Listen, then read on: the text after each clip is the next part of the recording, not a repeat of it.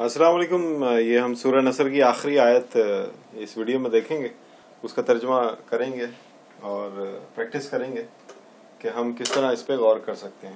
یہ ویڈیو آپ بہت غور سے دیکھیے کیونکہ اس میں جو لفظ آ رہے ہیں تسبیح والا، فسبح، حمد والا، اور رب اور استغفار اور توبہ، یہ آپ ان پہ غور کریں. یہ ان لفظوں کے کانسیپٹس جو ہیں عربی میں وہ میں آپ کو بتاؤں گا ویڈیو کے آخر میں. فی الحال اس کا ترجمہ کرتے ہیں. فسبح، فا کا مطلب پھر یا لہذا یا تو پھر. سبح، سبح یا سبح کا مطلب ہے کہ تسبیح کر. سبح بار بار کر یا کرتا رہ، کرتا رہ، لہذا کرتا رہ یعنی بار بار کر. بحمدی، اب تسبیح کا سٹائل بتایا کہ کس طرح تسبیح کرنی ہے. بی کا مطلب ساتھ،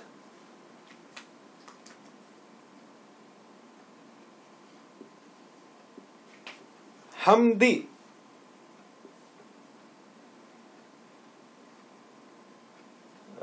حمد و ثنا کے ساتھ، حمد و ثنا کے ساتھ اللہ تعالی کی تسبیح کرتا رہے.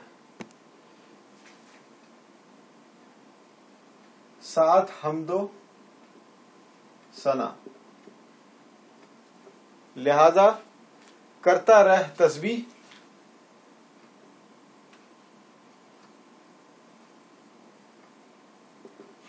ساتھ حمد و ثنا کے، کس کی؟ رب کا. رب، رب کا مطلب رب، رب کے بہت سارے مطلب ہیں. یہ بڑا فصیح و بلیغ قسم کا لفظ ہے. اس کا ایک پوسٹ ہے گروپ میں، آپ اگر وہاں البمز میں جائیں تو وہاں پہ جو قرآنی الفاظ یا قرآنی اصطلاحات ہیں ان کی ایک چھوٹی سی البم بنائی تھی. اس میں رب کا کافی ڈیٹیل میں دیا ہوا ہے کہ پالنے والے کو بھی رب کہتے ہیں، کام پہ لگانے والے کو بھی رب کہتے ہیں. وہ ہم بعد میں ڈسکس کرتے ہیں. بحمد رب، رب کا مطلب ترجمہ رب، کاف زبر کا، تیرا، رب تیرا. یعنی تو اپنے رب کی تسبیح کر حمد کے ساتھ. حمد کیا ہے، تسبیح کیا ہے، رب کیا ہے، یہ ہم بعد میں ڈسکس کریں گے. وا اور استغفر، یہ جو است آتا ہے، است کا مطلب ہے چاہنا، مانگنا، مانگنا، چاہنا، عمل میں لے کر آنا، عمل میں لے کر آنا. جیسے استعمال ایک لفظ ہے عربی کا ہے.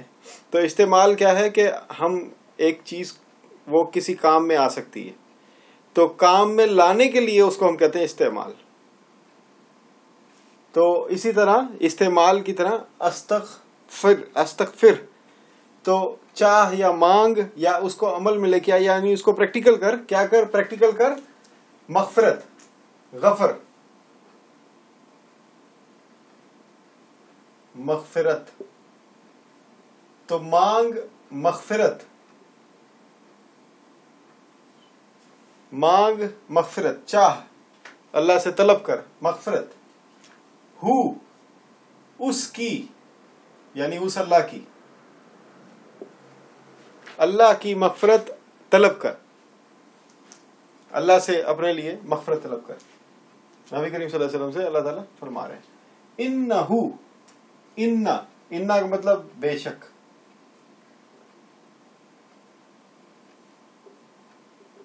جیسے ان اللہ علی کل شیء قدیر، بے شک اللہ ہر چیز پر قدرت رکھتا ہے. انہو، ہو کا مطلب وہ، بے شک وہ اللہ. کانا، کانا ہو گیا.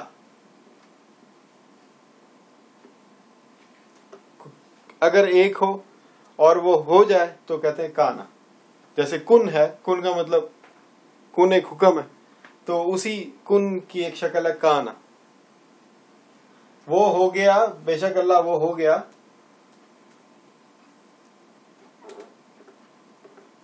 بے شک وہ ہو گیا توابا. توابا کہتے ہیں توبہ قبول کرنے، تواب سے ہے یہ، توبہ قبول کرنے والا.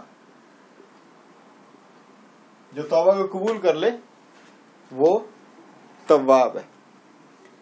اب یہ اللہ تعالیٰ نبی کریم صلی اللہ علیہ وسلم کو حکم دے رہے ہیں اس آیت میں کہ آپ کو ہم نے نصرت کی، آپ کی مدد کی اور آپ کو فتح حاصل ہو گئی.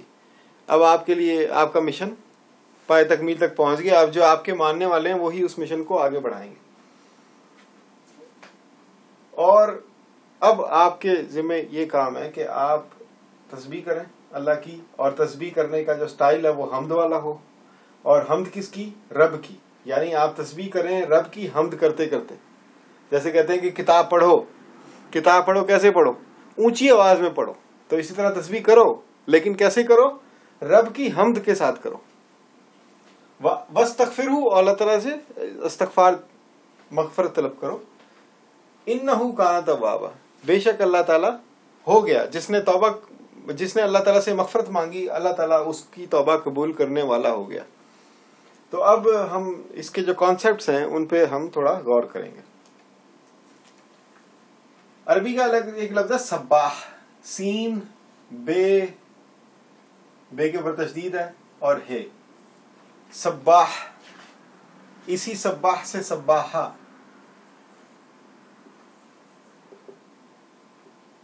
سباح کا مطلب ہے سوئمر، تیرنے والا. سباحہ تیراکی، اور جو عورت تیرتی ہے اس کو بھی سباحہ کہتے ہیں. تو سباح کا مطلب ہے تیرنے والا، تیراک.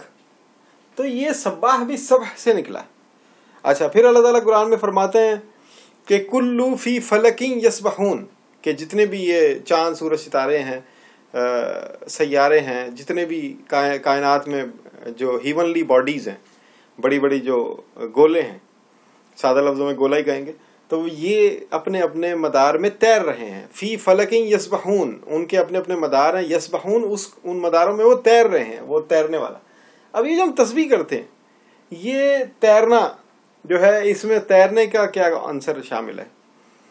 تو یہ جب ہم سبحان ربی العظیم، سبحان ربی الاعلیٰ نماز کی ویڈیوز ہیں ان کو جا کے دیکھیں، اس میں آپ کو تسبیح کی، یہ بلکہ سبحانک اللہم والی ویڈیو میں نے تسبیح کی ڈیٹیل بتائی تھی کہ تسبیح کا کیا مطلب ہے. تسبیح کا مطلب ہے پابندی، کہ آپ جیسے ایک سوئمر ہے وہ پانی کے اندر ہی تیرتا ہے، یہ نہیں ہو سکتا کہ وہ پانی سے باہر نکل کے تیرنا شروع کر دے. تو پابندی ہے پانی کے اندر رہو تو تیرو. تو اسی طرح ایک تسبیح کا دانہ ہوتا ہے، وہ دھاگے کے اندر رہ کر، تو وہ تسبیح کے اندر ہے، دھاگے سے وہ باہر نکلا تو وہ ٹوٹ گیا، وہ گر گیا، اب وہ تسبیح میں شمار نہیں ہوگا. تو تسبیح جو ہے وہ اللہ تعالیٰ فرما رہے ہیں قرآن میں کہ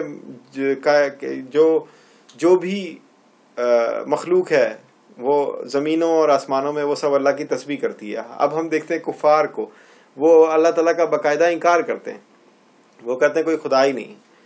اور کچھ ایسے ہیں وہ کہتے ہیں کہ خدا ایک نہیں ہے، 2 ہیں، 10 ہیں. تو وہ سارے مسلمان تو نہیں ہیں، اور جتنے مسلمان ہیں ہر وقت وہ بھی تسبیح نہیں کرتے ہوئے کہ تسبیح پڑھتے رہتے ہیں. تو یہ تسبیح کا مطلب ہمیں تھوڑا ایکسپینڈ ہو کے سوچنا پڑے گا، ورنہ آپ اس آیت کی تشریح نہیں کر سکتے کہ تسبیح کائنات میں ہر چیز اللہ کی تسبیح کری، کیسے کر رہی ہے. تو یہ تسبیح کا مطلب ہے کہ اللہ کی پابندی کر رہی. یا آپ اس ویڈیو میں جا کے دیکھیں، نماز والی ویڈیو، سبحانک اللہم و بحمدک، تو یہ تسبیح کر رہی ہے. آپ تسبیح کریں، اللہ کی پابندی کو قبول کریں. جیسے حضرت علی رضی اللہ تعالیٰ عنہ کی دعائیں بڑی مشہور ہیں، اور صحابہ کی بھی دعائیں مشہور ہیں. تو ان کی ایک دعا میں پڑھ رہا تھا ان کی کتاب میں، تو وہ کہہ رہے تھے کہ یا اللہ تعالیٰ، میں جو یہ پلک جھپکتا ہوں، میری پلک نہ جھپکے اگر تیرا حکم نہ ہو، تیری اجازت نہ ہو. یعنی کہنے کا مطلب یہ کہ تو جب تک میری آنکھ کے پردے کے اوپر یہ طاقت نہ دے، آنکھ کے پردے کے اندر یہ طاقت نہ دے، ان نروز کو تو یہ صلاحیت نہ بخشے تو میں پلک بھی نہیں چھپک سکتا. تو وہ دعا کر رہے تھے اللہ تعالیٰ سے. تو اس دعا میں یہ ناد علی اگر آپ پڑھیں تو اس میں شاید کہیں ہے، یہ ناد علی کبیر ہے شاید اس میں. تو وہ انہوں نے اللہ تعالیٰ کو پکارا، ناد کہتے ہیں پکارنے کو. تو اس میں انہوں نے یہ قبول کیا کہ میں تیرا پابند ہوں. آپ جتنی قرآن کی دعائیں اٹھا لیں، نبی کریم صلی اللہ علیہ وسلم کی دعائیں اٹھا لیں، اس میں یہی ہے کہ اللہ یا اللہ تیرے محتاج ہیں، تیرے پابند ہیں. تو تسبیح کیا ہے؟ پہلی چیز پابندی. دوسرا تسبیح جو ہے تکرار بھی ہے. تکرار کیسے ہے؟ ایک پابندی ہے، یہ دو لفظ یاد کر لیں تسبیح میں، پابندی، پابندی کو قبول کرنا.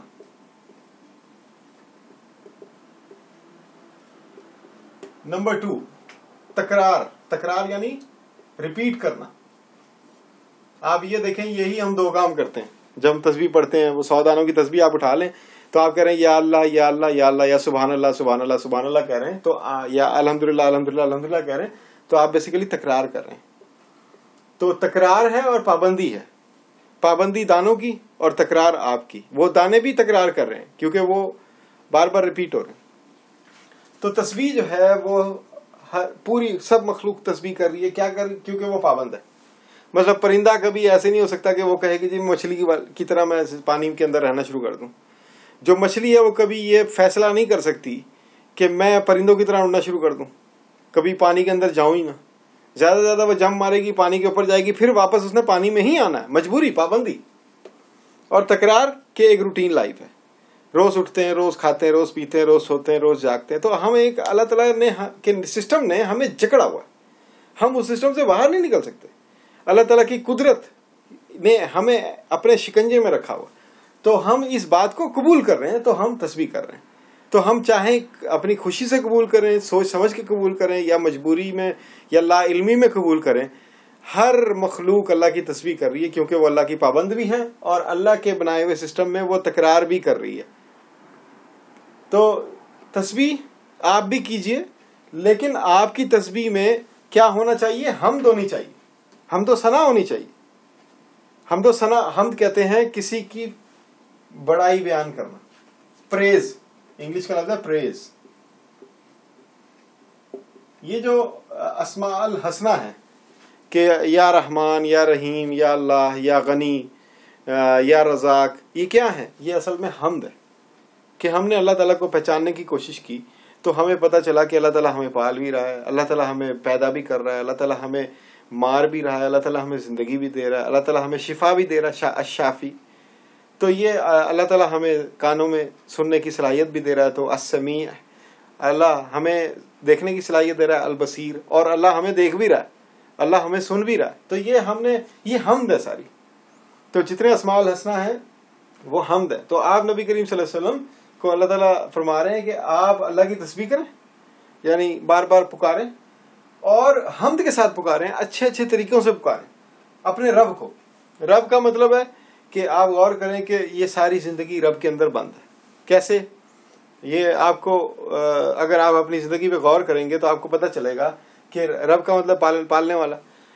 آپ یہ دیکھیں کہ کسی چیز کو پروان چڑھانے والا بھی رب ہوتا ہے. آپ ایک بیج ڈالتے ہیں لیکن ایک پورا درخت بن جاتا ہے، اس سے پھل نکلتے ہیں، کئی نسلیں اس کا پھل کھاتی ہیں. تو یہ اس بیج سے اس پھلوں تک پہنچانے والا. آپ دیکھیں کہ کوئی بھی سائنسدان، ساری سائنس مل کے بھی ایک درخت نہیں پیدا کر سکتی، یہ خود ہی پیدا ہوتا ہے. آپ دیکھیں دانت ہمارے ایک عمر کے بعد ٹوٹ جاتے ہیں، پھر خود ہی نکلنا شروع ہو جاتے ہیں بچپن میں. تو یہ ہم کو اگر وہ دانت نکلنا بند ہو جائے تو آپ کیا کریں؟ یہ میڈیکل ٹیسٹ ہی کرتے رہیں گے. آپ اتنی میڈیکل سائنس نے ترقی کر لی ہے، دانتوں پہ کھول چڑھا دیتے ہیں اور ان کے ڈرل کر کے وہ روٹ کینال بھی کر دیتے ہیں، لیکن وہ ٹیسٹ نہیں پیدا کر سکتے. مثلا یہ اگر کسی کے سامنے کے دانت وہ روٹ کینال ہو گیا، اس پہ کراؤننگ ہو گئی، وہ اس کی حساسیت ختم ہو جاتی. ویسے اگر جس کے اصلی دانت ہیں اس کو تھوڑا برف کا ٹکڑا یہاں پہ لگائیں تو اس کو ٹھنڈک کا احساس ہوگا. جس کی روٹ کینال ہوئی ہے دانت صحیح نظر آئیں گے کہ بڑے خوبصورت ہیں، شاید پہلے سے بھی خوبصورت ہوں. تو وہ قدرتی ٹیڑھے دانتوں سے وہ مصنوعی خوبصورت دانت بھی وہ کام نہیں کر سکتے جو قدرتی ٹیڑھے دانت کام کرتے. تو رب یہ سارا سسٹم خود ہی پروان چڑھا رہا ہے. آپ دیکھیں کہ ایک اتنا سا بچہ پیدا ہوتا ہے اتنا سا, وہ کروٹ بھی نہیں لے سکتا, وہ اتنا بڑا 6 فٹ کا نوجوان بن جاتا ہے. ایک اتنی سی بچی پیدا ہوتی ہے, وہ ماں بن جاتی ہے کئی بچوں کی. تو یہ سارا پروان چڑھانے والا سسٹم ہے. تو پروان چڑھانے والا, ریسورسز دینے والا, اپنے کنٹرول میں رکھنے والا اور آگے بڑھانے والا یہ رب ہے. تو یہ اللہ کی صفات پہ غور کریں تو آپ کو رب کی صفت یوں نظر آئے گی کہ جیسے مرکز میں ہے. یہ بہت اہم یہ رب کا لفظ ہے. واستغفر, یہ اس کا یہ جو مغفرت کا لفظ ہے, یہ اس کا میں آپ کو ایک مثال دوں. یہ غفرہ سے,